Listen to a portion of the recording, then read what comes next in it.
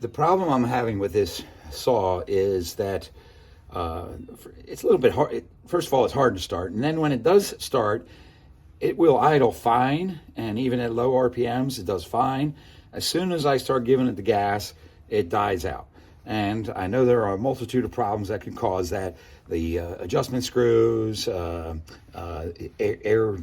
perhaps the fuel line is cracked and pulling air instead of fuel. So that's not the problem. There's several problems that could be wrong.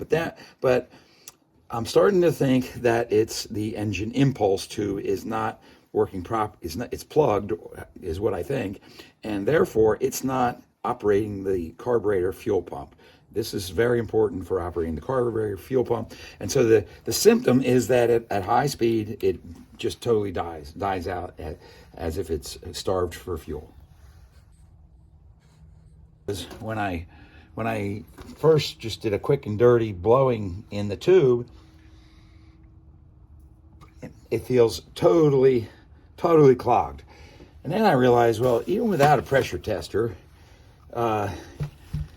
this should definitely not be totally clogged because when the piston, I can see the location of the piston by pulling it to a wide open throttle, okay, and then if I'm pulling the cord until I see that the piston is up, in this case to the right of the carburetor. In other words, I'm looking at the back side of the crank side of the piston, the open side, not so the piston is not covering the hole. So now I know that this impulse line is supposed to sense pressure and vacuum in that chamber below the piston. So I can see the chamber below the piston. So when I blow on this, I should feel air or hear air. I should definitely hear air coming out of here. But I don't, not at all. And I was blowing fairly hard there. So I think I have a clogged engine impulse tube, and so I'm gonna take it apart and see and try to troubleshoot this line. Thanks. Okay, so I think I found the smoking gun. I disassembled this. Just as a reminder as to how to do it on a Homelite 360 is after you take these mounting bolts, I don't know whether to call them bolts or pins, that are, there's two on this side, two on that side. You take those off, and then you also have to take the 3 screws out from this bottom plate, okay? And then the whole thing just pushes forward. Don't forget to disconnect your the hose that goes to the chain oiler. Okay, set that aside. All right, so now here, what I immediately saw was this definitely looks like it was kinked, pinched, etc. Because, as a matter of fact, I actually see a tear or a hole in it. But that wasn't my problem. My problem was, I think that hole developed probably in disassembling it. But anyway, my problem, as you recall, was that when I blow in here, I'm not getting, it was just like blowing into a blockage, a blocked tube. Now, I'm getting a lot of air, I'm blowing in, and since it's just coming right out that chamber in back of the piston, able to get, able to hear the air coming out. And just to see, just as a test, I'm going to move the piston back, so now it's blocking that position. But even then, you should be able to hear some air. Not nearly as much, but I'm hearing a little bit of air because it's on the underside of the rings, because the rings are still up here. Even without disassembling all this, if I just disconnect this engine impulse tube from the carburetor, I should be able to blow through it when the piston is in the top dead center position, and I should be able to feel or hear air coming up into the carb. So I'm going to replace this tubing. It goes down and connects right beside the outside the cylinder wall, and then I'll check back with you to confirm that it worked. Okay, I just got back from the auto parts store to get the tubing. I had 1/4 inch tubing, which is what this is, and at first I thought, oh, this is good. Because it does fit fairly tight on the carburetor side, but I noticed that on the side that goes into the engine chamber, it's really way too loose. So I went to the auto parts store. They did have 1/4 inch, of course, but they also had 7/64. So this is the size 7/64, which according to the writing here, 7/64 is the equivalent of 2.8 millimeters. This I believe to be the correct size because it fits nice and tight on here, and as well as on the carburetor. The other thing that I'm going to do is I'm going to snip these 2 sharp points. The intent is for this hose, this tubing, to go up through here, which guides it toward the carburetor. I don't think there's any reason for this, and as a matter of fact, I really think that that's what pinched what created the pinching in this hole, or it certainly didn't help. So I'm going to trim here and here, so I don't have to worry about that again. I'm going to get a file. I don't have one handy here, but I'm going to file these sharp edges so they don't. I have great news. I just went out and it started up on about the 3rd pull, and it runs really well at high speed as well as low speed.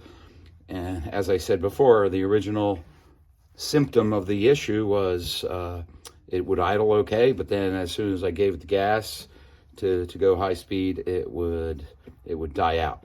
So here's the engine impulse line that I changed out, and that makes it run back to normal. I'm really happy. Okay, this is a follow-up to the video that I made. I was thinking that I fixed this problem by replacing the engine impulse tube, and it did fix it for for a while, not for long. I probably had the saw running a total of 15 minutes or so, and it started to have the same exact symptoms as it did before I replaced it. So I again went through a whole checklist of things, what could be wrong. And I said, okay, well, let's go back to what the original problem was. And I can't believe it, but when I blow on this engine impulse tube, it now appears to be stopped up again. I should be able to, I can tell by moving the position of the piston out of the way, putting it at full throttle, I can see down into the crankcase. I can see the connecting rod. So by blowing on this, there should be no restriction. The air should be able to come up through the carburetor.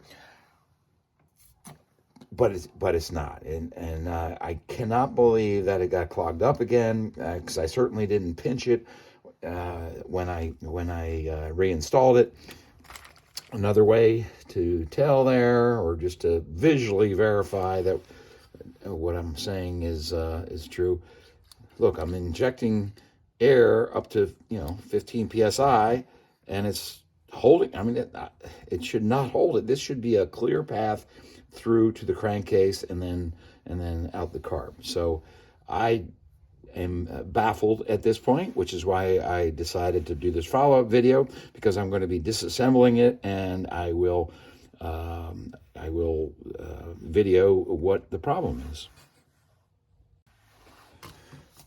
Okay, so I disassembled this, and sure enough, there's a pinch point way down here where the tube is supposed to come out of, come past this flange and through this section here. And I think part of the problem, this seems really subtle, but the original tubing, the outside diameter is a little bit smaller from what I bought at the auto parts store the other day.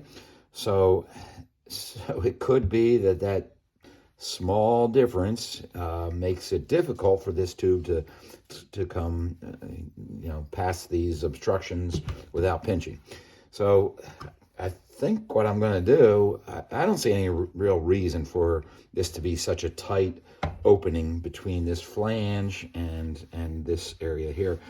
I think I'm going to get my Dremel out and kind of cut this corner off here, so there's a pretty clear path for this tube to go through, and maybe even trim this corner off here. So that's my, and then I believe, I don't know, I may have to replace this tube because I also see a pinch point up here.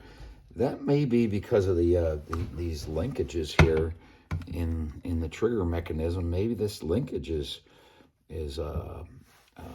pinching it, which I also noticed. So there's two things here. One's definitely here, which I think closed off the flow, and up here it looks like it's in danger of being cut through by the linkage.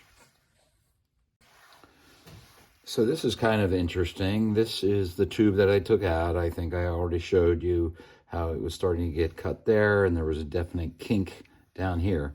So I had bought this as a foot-long section several days ago from the auto parts store, and I noticed, I don't know if you can see, but the one that was installed, and honestly I only ran the saw for about 15 minutes or so, appears to be a little bit swollen compared to the one that is brand new. So, because this came from the same foot-long piece that I bought. I cut it in half, and as you can see, it's a 7/64 diameter, and it says it's for windshield washer and vacuum use. I assumed it could take the heat, but it could be due to the swelling that could explain why it pinched after it started getting hot. Matter of fact, I looked at the diameter here, checked the diameter here on my vernier, and it looks like it's about 250. The swollen piece is 250. The original is more like around 240. Well, depending on how hard I squeeze it, but there appears to be a subtle difference. So I've already trimmed this flange part. There used to be a very specific hole here, which was, I think, causing the pinching. So I took care of that with my Dremel, and I'm about to do the same thing with the opening here. And so I just thought I'd give you guys an idea of how I'm going to start this. I put the rag here because I'm a little afraid that with the tank of gas here, I don't want the sparks to cause a fire.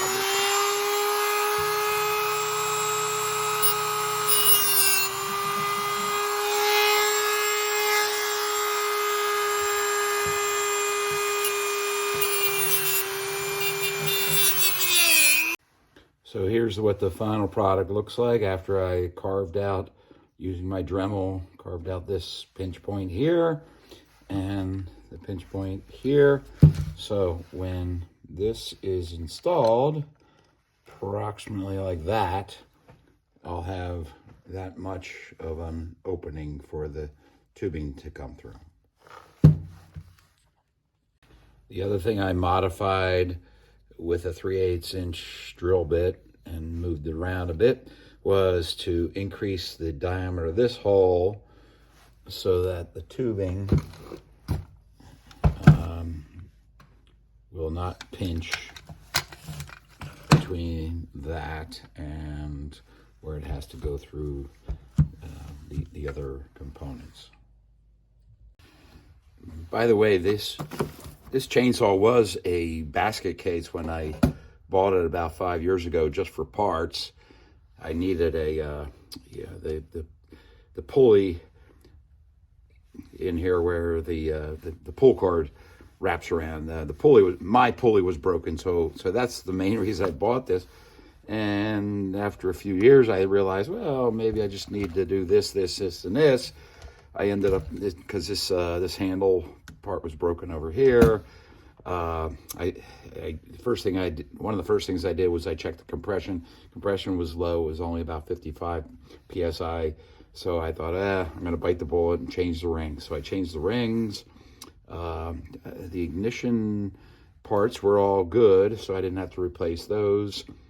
The trigger mechanism, these were all missing or broken, so I actually 3D printed a couple of these pieces, and I totally rebuilt the carb before I realized that the problem was not with the carburetor itself, but it was with the engine impulse line. So I feel really good about bringing this thing back to life, and it worked great just from the test that I did tonight.